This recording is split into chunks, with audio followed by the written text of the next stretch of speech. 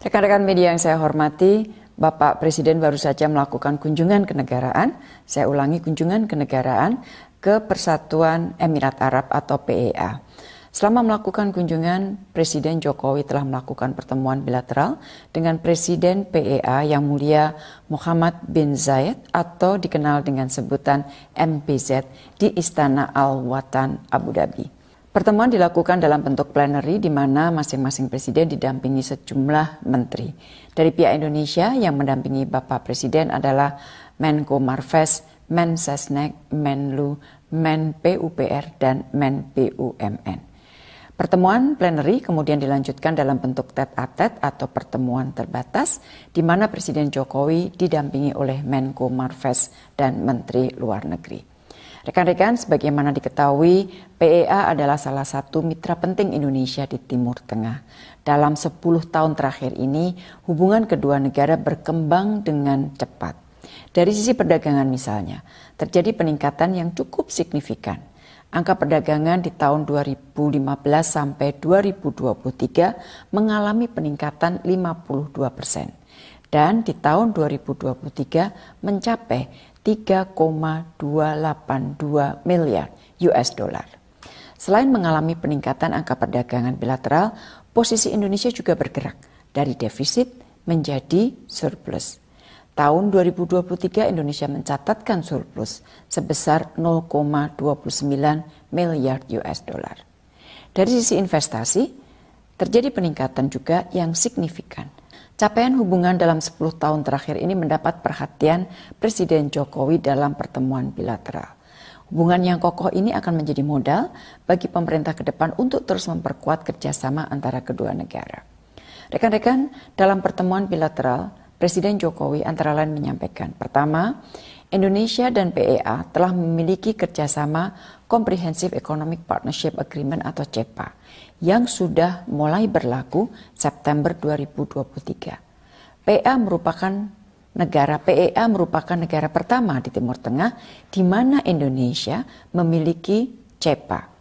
Dan guna mendukung kegiatan ekonomi termasuk perdagangan, telah ditandatangani pula kerjasama antara Bank Indonesia dan Bank Sentral PEA terkait sistem pembayaran.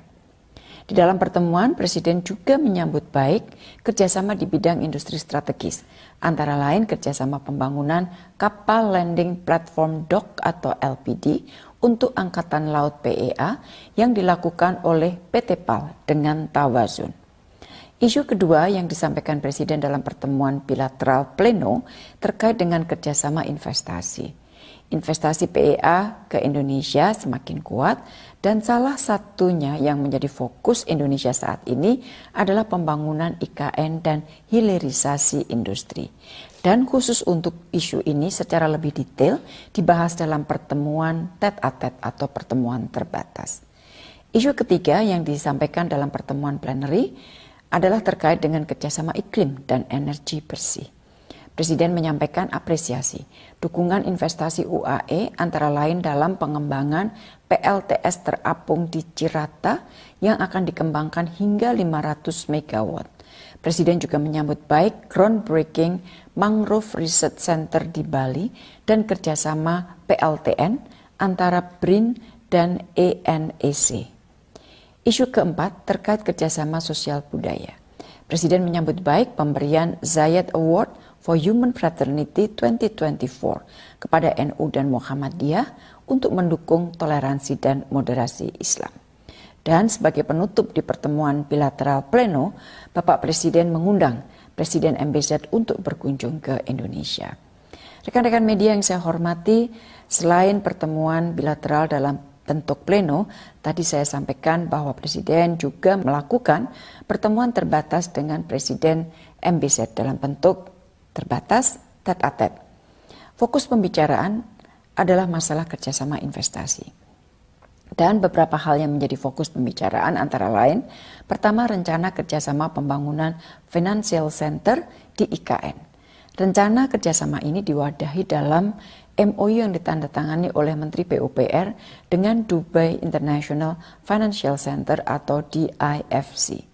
Dan setelah penandatanganan MOU ini tentunya akan diikuti oleh kunjungan delegasi teknis yang akan mulai membahas persiapan kerjasama. Isu kedua, kerjasama pengembangan industri bahan baku nikel. Sebagaimana teman-teman ketahui, Indonesia memiliki stok nikel yang sangat besar. Indonesia juga telah mengembangkan ekosistem hilirisasi nikel, terutama baterai dan EV.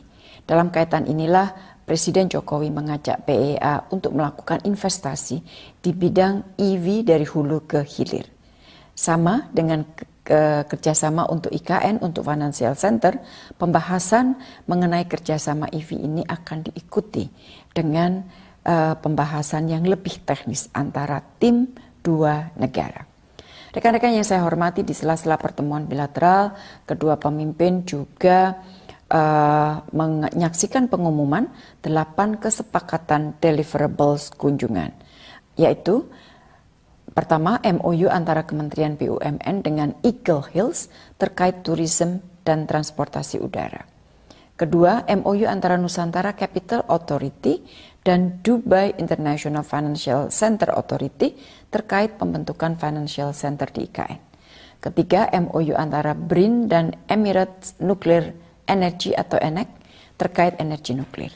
Yang keempat, MOU antara BI dan UAE CB terkait sistem pembayaran. Yang kelima, MOU antara Kementerian Keuangan dan Ministry of Finance terkait Public Finance Management.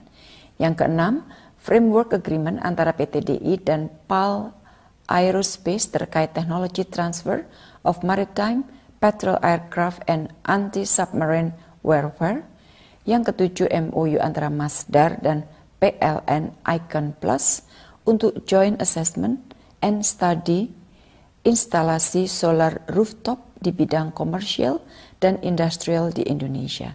Dan yang kedelapan adalah MOU antara Mohammed bin Zayed Species Conservation Fund, United Emirates Arab dan Kemenko Marves terkait pembangunan Sheikh Mohammed bin Zayed dan Joko Widodo International Mangrove Research Center di Bali.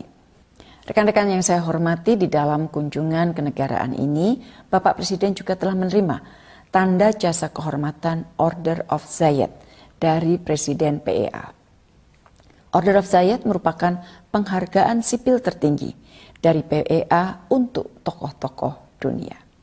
Rekan-rekan, setelah rangkaian kunjungan kenegaraan ini, Bapak Presiden langsung kembali ke Indonesia dan insya Allah akan sampai di tanah air pada tanggal 18 Juli 2024 pagi hari.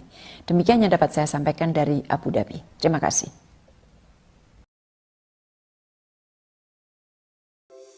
Di antara banyak sumber informasi, kami layak dipercaya. Karena kami menggali lebih dalam, berpihak pada kebenaran, berpegang pada data dan fakta, agar layak Anda jadikan referensi. Kompas TV, independen, terpercaya.